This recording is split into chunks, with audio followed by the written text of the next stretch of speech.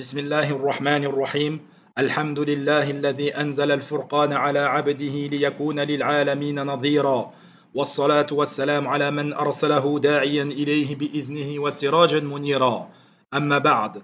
Bienvenue à vous dans cette 22e rencontre de Tafsir Surat al-Fatiha. Et nous arrivons à la fin de ce voyage. Et nous allons finir par des questions-réponses concernant Surat al-Fatiha. La première de ces questions, c'est quel est le jugement de la lecture de Surat al-Fatiha pour l'imam dans sa prière et pour celui qui prierait seul. La lecture de Surat al-Fatiha pour l'imam ou pour celui qui prie seul est un pilier parmi les piliers de la prière. Et ici, j'annote une petite remarque, c'est qu'il ne convient pas, il n'est pas authentique, voire même il est interdit, et il est interdit de réciter Surat al-Fatiha après les prières obligatoires, comme si c'était un dhikr parmi les adhkar, ou encore après Salat al-Jumu'ah, ou également lorsque tu ouvres un meeting, une conférence, ou lorsque tu es dans une assise, de commencer ou de finir avec Surat al-Fatiha, ou encore au moment du contrat de mariage, lorsque les deux époux sont présents, et que l'imam est là pour les mariés, qui récite Surat al-Fatiha avant, pendant ou après. Tout ceci ne fait pas partie de la sunna de notre bien-aimé. Mais également, lorsque tu enterres un défunt, avant, pendant ou après. Tout ceci fait partie des innovations. Et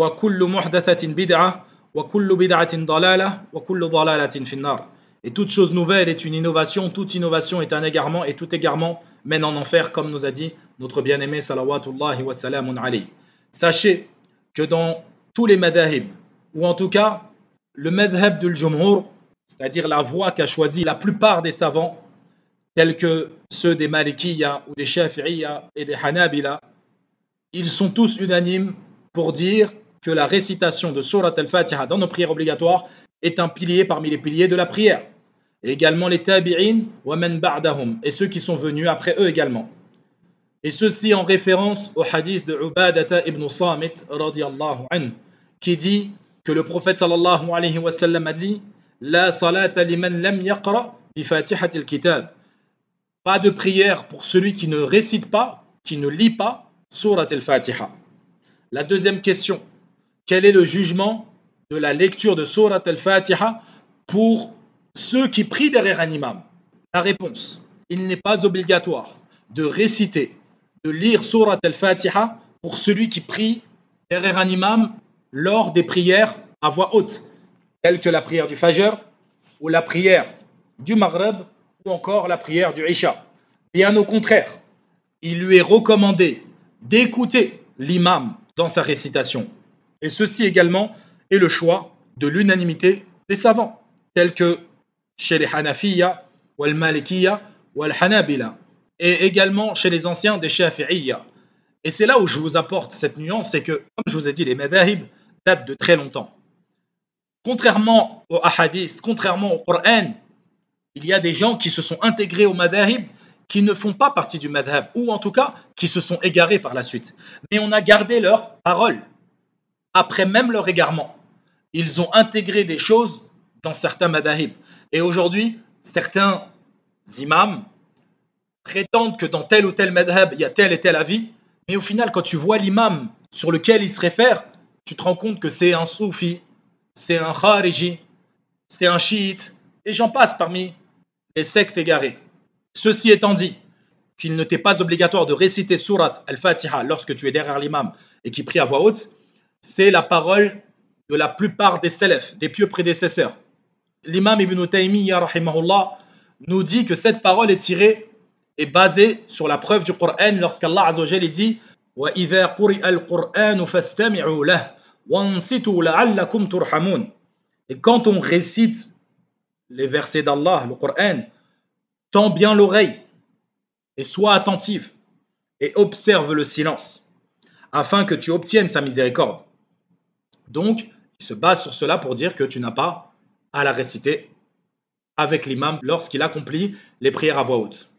Et également, il se base sur le hadith de Abi Moussa al-Ash'ari radiyallahu anhu qui dit Inna Rasulallah sallallahu alayhi wa sallam khatabana fabayyana lana سنتنا وعلمنا صلاتنا فقال إذا صليتم فأقيموا صفوفكم ثم ليؤمكم أحدكم فإذا كبر فكبروا وإذا قرأ فانصتوا.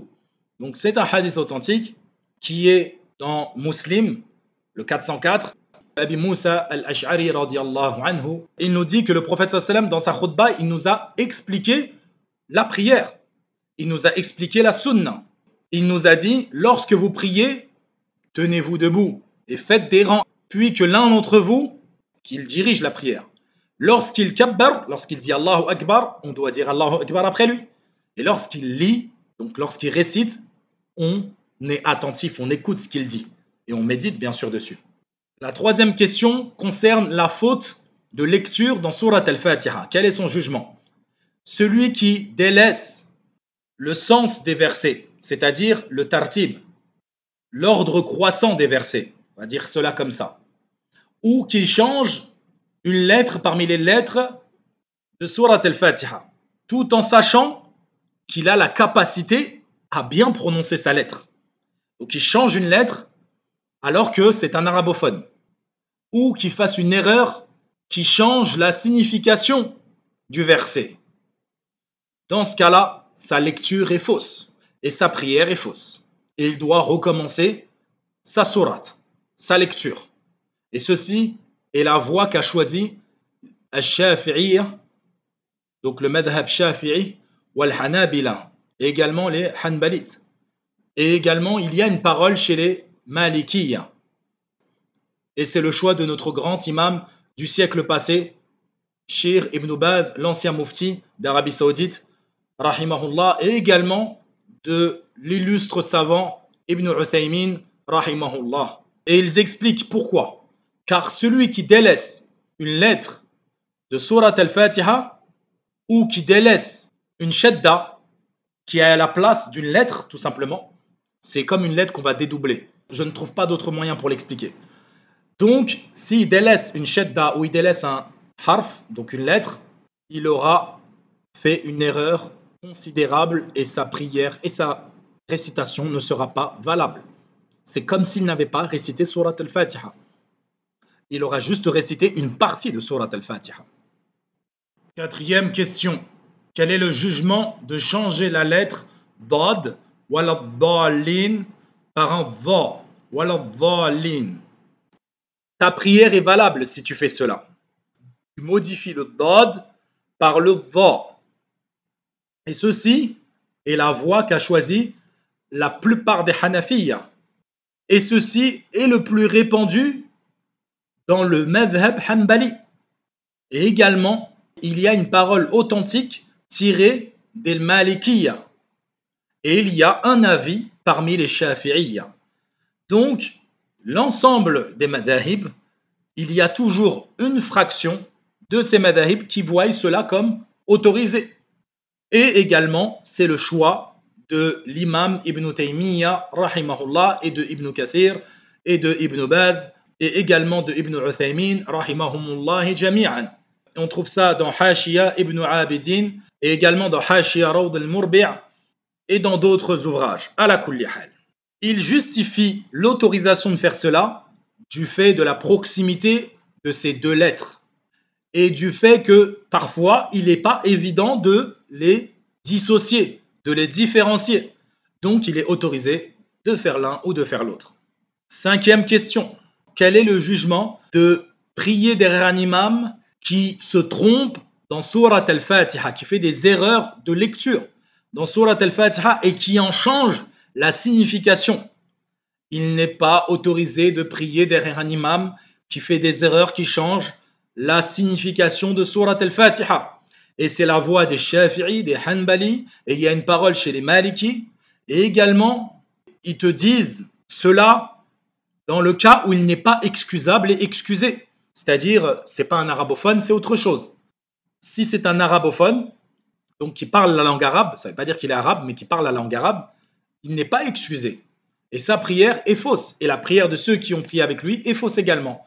Donc ils doivent tous recommencer leur prière.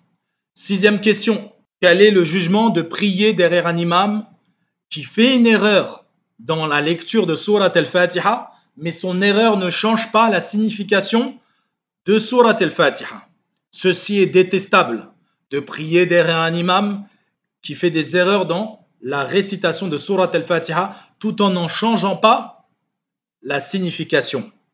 La prière est valable derrière lui, et ceci est le madhab de l'unanimité chez les Hanafiya, wa Shafi'iyya, wa Hanabila.